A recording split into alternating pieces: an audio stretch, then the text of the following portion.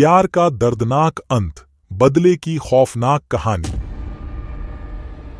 Hello दोस्तों, मेरा नाम है विवेक और मैं हर रोज की तरह आज भी आपके लिए एक डरावनी रियल हॉरर स्टोरी लेकर आया हूं, जिसे सुनकर आपको डर का एहसास होने वाला है। इसलिए कहानी को अंत तक जरूर देखिए। तो चलिए कहानी को स्टार्ट करते हैं। एक छोटे से कस्बे में जहां लोग शांति और सुकून से रहते थे, वहीं पर आदित्य और पायल की प्रेम कहानी शुरू हुई। आदित्य एक अमीर परिवार से था और पायल एक साधारण परिवार की बेटी थी। दोनों ने कॉलेज में एक साथ पढ़ाई की और धीरे धीरे उनका प्यार गहरा होता गया। उनका प्यार इतना सच्चा था कि वे दोनों हमेशा साथ रहने की कस्में खाते थे। आदित्य का परिवार पायल को पसंद नहीं करता था। उन्होंने आदित्य पर दबाव डालना शुरू कर दिया कि वह पायल को छोड़ दे और किसी धनवान लड़की से शादी करे।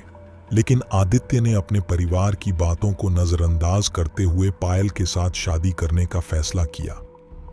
एक दिन पायल ने आदित्य को बताया कि वह गर्भवती है।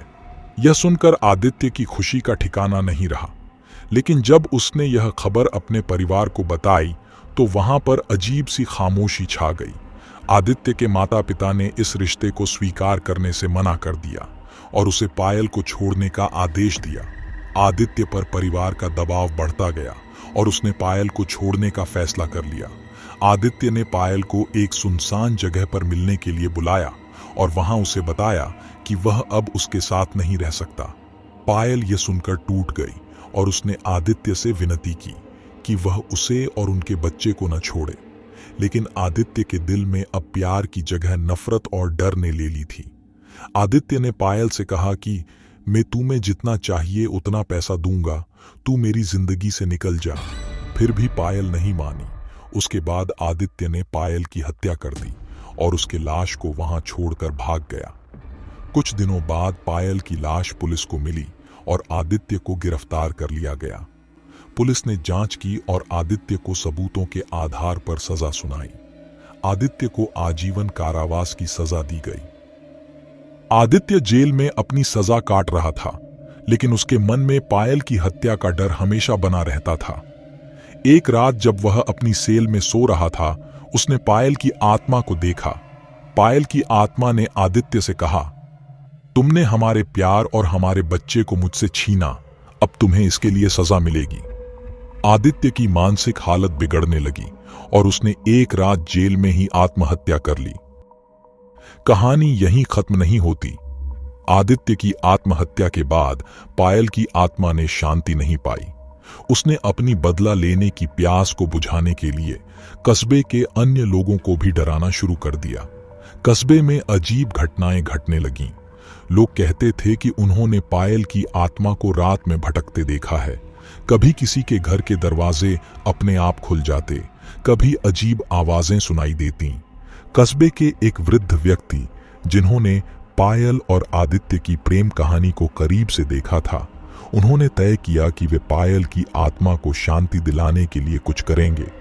उन्होंने एक पंडित से मिलकर पायल की आत्मा की मुक्ति के लिए हवन और पूजा का आयोजन किया। पंडित ने कहा कि पायल की आत्मा को तभी शांति मिलेगी जब आदित्य के परिवार के लोग उससे माफी मांगेंगे और उसकी आत्मा की शांति के लिए प्रार्थना करेंगे। आदित्य के परिवार वालों ने यह सब सुना और वे बहुत डर गए।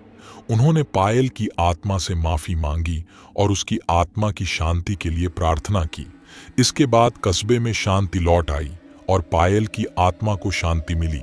लेकिन लोग आज भी उस खौफनाक घटना को नहीं भूल सके और हमेशा उस दर्दनाक प्रेम कहानी को याद करके सहम जाते हैं। एक साल तक गांव में खुशहाली थी, लेकिन एक साल बाद आदित्य के घर में उनके घर के सारे सदस्यों की दर्दनाक मौत हो चुकी थी।